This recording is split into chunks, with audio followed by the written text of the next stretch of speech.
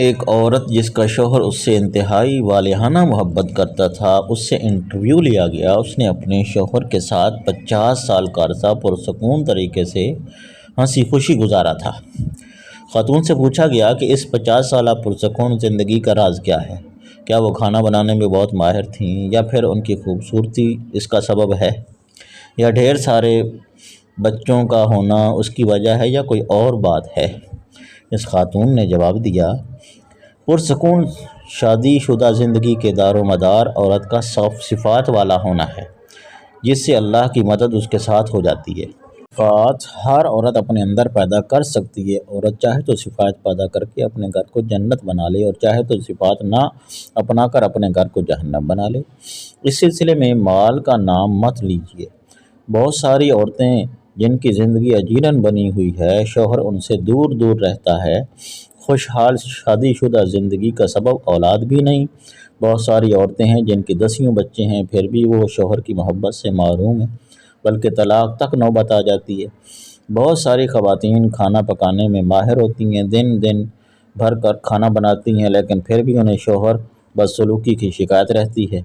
Interview لینے والی خاتون صحافی کو بہت حیرت ہوئی۔ اس نے پوچھا، پھر آخر اس خوشحال زندگی کا راز کیا ہے؟ خاتون نے جواب دیا، جب میرا شوہر انتہائی غصے میں ہوتا ہے تو میں خاموشی کا سہارا لے لیتی ہوں، لیکن اس خاموشی میں بھی احترام شامل ہوتا ہے۔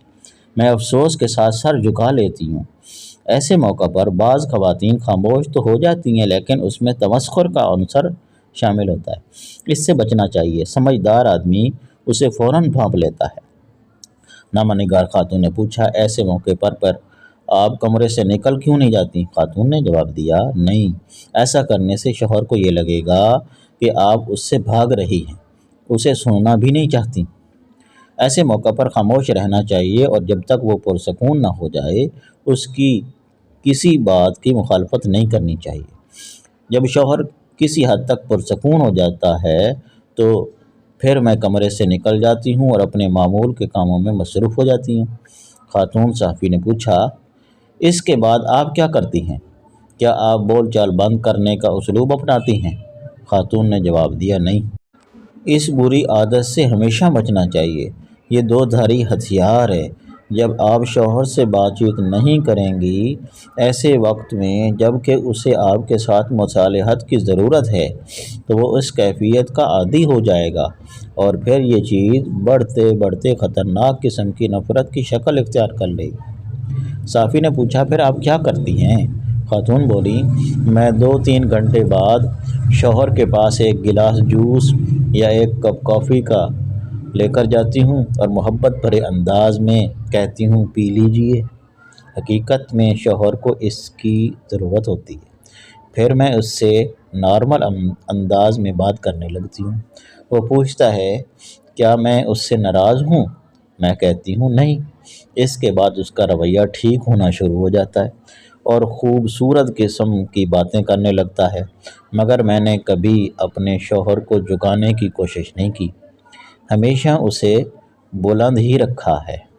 انٹرویو لینے والی خاتون نے پوچھا، آپ اس کی باتیں مان لیتی ہیں؟ خاتون بولی، بالکل، میں کوئی اناڑی تھوڑی ہوں، مجھے اپنے آپ پر پورا بھروسہ ہوتا ہے۔ کیا آپ چاہتی ہیں کہ میرا شوہر جب غصے میں ہو تو میں اس کی ہر بات کا یقین کر لوں، اور جب وہ پرسکون ہو تو اس کی کوئی بات نہ مانوں؟ خاتون نے پوچھا، اور آپ کی عزت نفس؟ خاتون بولی، پہلی بات تو یہ ہے کہ میری عزت نفس اسی وقت ہے جب میرا شوہر مجھ سے راضی ہو اور ہماری شادی شدہ زندگی پرسکون ہو۔ شوہر بیوی کی عزت نفس سانجھی ہوتی ہے۔ جب مرد اور عورت ایک دوسرے کے لباس ہیں تو پھر الگ سی عزت نفس کیسی؟